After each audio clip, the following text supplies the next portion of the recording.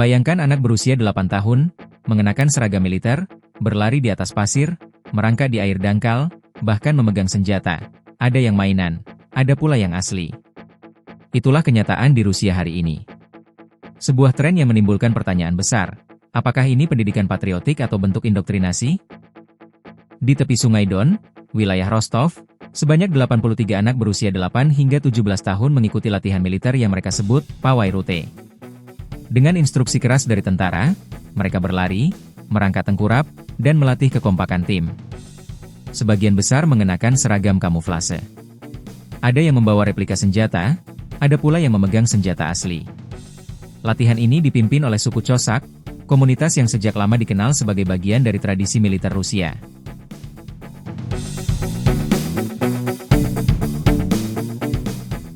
Bagi anak-anak, pengalaman ini meninggalkan kesan mendalam. Seperti Ivan Glushchenko, bocah 8 tahun, yang berkata, "Bagian paling berkesan adalah saat kami melempar granat tangan dan menembakkan peluru tiruan."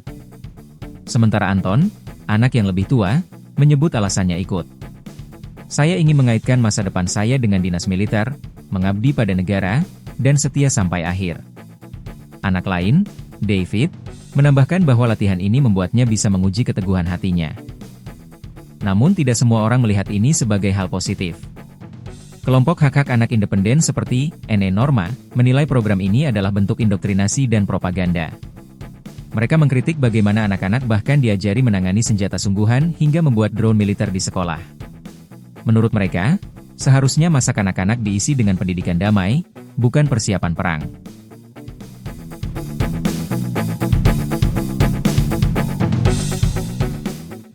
Di sisi lain, pemerintah Rusia punya pandangan berbeda.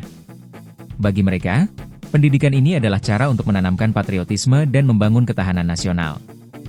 Instruktur Vladimir Yanenko mengatakan, pelatihan patriotik sangat penting. Anak-anak tidak mau nongkrong di ganggang belakang. Jauh lebih menyenangkan bagi mereka di sini. Pesan yang ingin disampaikan jelas, lebih baik anak-anak menghabiskan waktu dalam aktivitas disiplin militer daripada terjerumus ke kegiatan negatif. Salah satu instruktur, Alexander Shopin, adalah tentara Rusia yang terluka di perang Ukraina dan kini sedang menunggu operasi. Ia bahkan mengikut sertakan putrinya dalam latihan ini.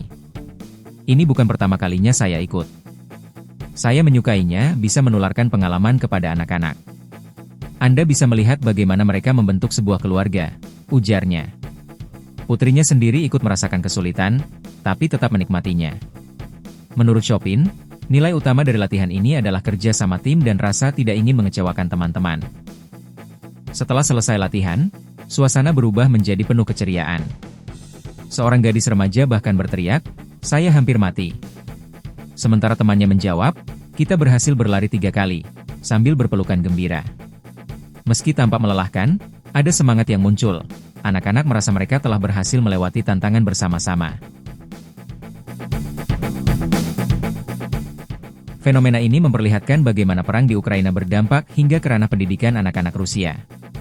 Generasi muda sejak dini diarahkan untuk memiliki mental dan keterampilan militer.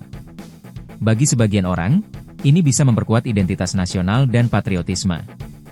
Namun bagi yang lain, ini menimbulkan kekhawatiran. Apakah anak-anak kehilangan masa kecilnya dan hanya dipersiapkan untuk medan perang?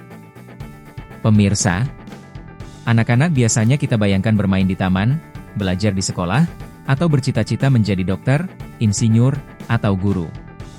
Namun di Rusia, sebagian dari mereka justru sudah berbaris dengan seragam militer sejak usia 8 tahun. Apakah ini bentuk pendidikan patriotik yang memperkuat bangsa? Atau justru propaganda yang merenggut masa kanak-kanak?